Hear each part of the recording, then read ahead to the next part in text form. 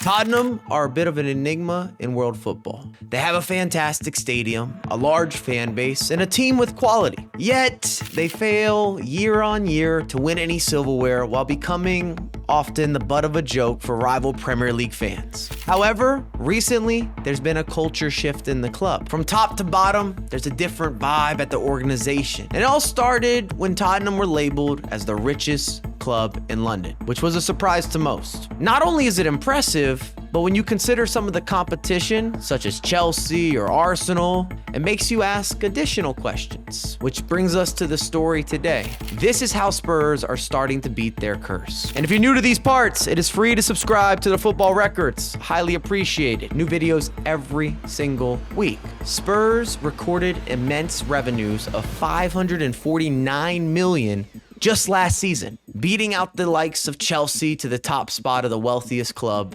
in London. Now, this is official, so you might question, how did they do it? And it stems primarily from their huge investment into the new stadium. Daniel Levy has been able to create both diverse and powerful income streams for the club. The stadium's strengths come from its versatility. We're talking concerts, NFL matches, boxing events. They're all accommodated flawlessly, with the retractable pitches and the state-of-the-art planning to ensure that every event is a success. The multifunctional entertainment hub doesn't come cheap, as the price of the stadium exceeded £1 billion, with over half of said funding coming from bank loans. No matter where you live, where you reside, that is a massive investment, especially in London. This could be one of the reasons why recently Levy has been exploring opportunities to gain more funding with new prospective owners. £1 billion investment is going to be a long game, and only recently has the club started to redeem the fruits of its labor. Opening back in 2019,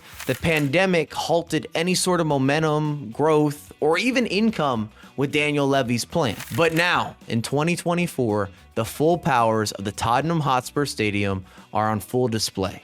With multifaceted income streams being created for the club, the football side are able to comply not only with financial fair play, but also while increasing profitability, which, of course, in theory, if you're a practitioner, would improve the squad. This has already become evident with their transfer spending. We have seen a £100 million increase in expenditure year on year since 2021. Last season, Tottenham, of course, lost their star striker Harry Kane for $90 million to Bayern Munich. So that also has become a factor. However, overall, the loosening of the purse strings is a trend that Spurs fans will be a big advocate of. And to compete at the highest level, it might simply be a requirement. For years, Tottenham fans have expressed some frustration with Levy and his reluctance with spending, not allowing the club to take it to the next level. I'm not saying they wouldn't spend, but they wouldn't spend enough. That seems to be changing now that they have a large income stream subsidizing their transfer dealings. Over the past decade, it seemed as Tottenham took a bit of a scattergun approach to their dealings, their transfer market, their signings, players that were moving in and out of the club. They had safety and security with Pochettino, but when he was surprisingly dismissed for the vastly different Jose Mourinho, fans were beginning to question the upper management. And Mourinho struggled in his time with the club. In his opinion, Spurs had a losing mentality throughout the organization. They did not know winning or what it takes to call yourself a winner. Going to be here. It's not after the game, it's during the game. He tried with talents such as Dele Alli, but ultimately he failed to get the club back on track. It is worth mentioning, Jose is the special one for a reason, and we have a full video on the Football Records covering the entirety of his managerial career, from the beginning to present day. He was succeeded by another unique character in Antonio Conte. A proven winner like Mourinho, Conte was set to come into the club and instill that winning DNA. He had been so effective at doing so for the majority of his career. But just like Mourinho, he also failed in his endeavors. A switch up was needed, a change in the culture, a change in the scenery. And Levy was going to play the long game like he had done with the commercial side of the club. Ange Postecoglou, a manager who had won trophies everywhere he had managed, but above all else, he had a certain aura. Someone who was honored to be there without it feeling like a head coach was doing the club a favor. or solid like some of the managers previously. When you hire the likes of Jose Mourinho or Antonio Conte, you know that you're getting massive egos, a little more disruptive, they're polarizing, they're known for their results, but it comes with some extracurriculars, if you will. Ange was there to build an attitude and an identity that Spurs fans had been crying out for. While he hasn't been successful in bringing silverware to the club in his first season, he has unified the club and the fan base. And they are fighting for a Champions League position, which of course would give some momentum to the club moving forward. Like every successful coach in football, it will take time. Even the greats like a Pep Guardiola and a Jurgen Klopp took some time to get rolling. And with solid infrastructure around him, Postecoglou has the potential to bring trophies to the club.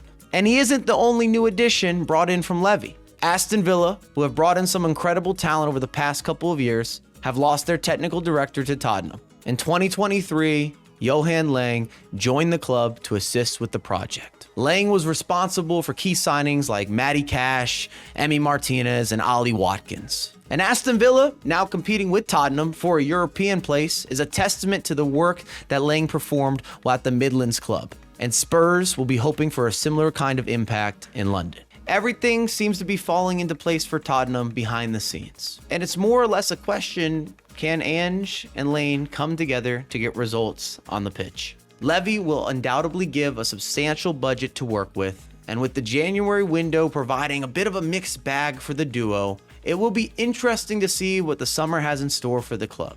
One thing is for sure, Tottenham and Daniel Levy are closer than ever to breaking the infamous Spurs curse. With so many clubs scrambling to comply with financial fair play by selling their best players, Tottenham are in a position where they don't need to sell. This was highlighted with Harry Kane as they refused to sell him for years before a ridiculous offer was put forward on deadline day for Kane to make the move to Germany. Recruitment always includes an investment element. Players like Johnson or Van der Ven, even Dragushin, who are all 22 or under. This way, if they become world class, Tottenham now have a 9-figure asset that they can sell, or they have a 9-figure asset that they bought for 8. Either way, you're looking at players that can help you get more wins or additional profits to bring in additional talent. So what do you think? Will Tottenham be seeing some silverware next season, or does the Spurs curse continue?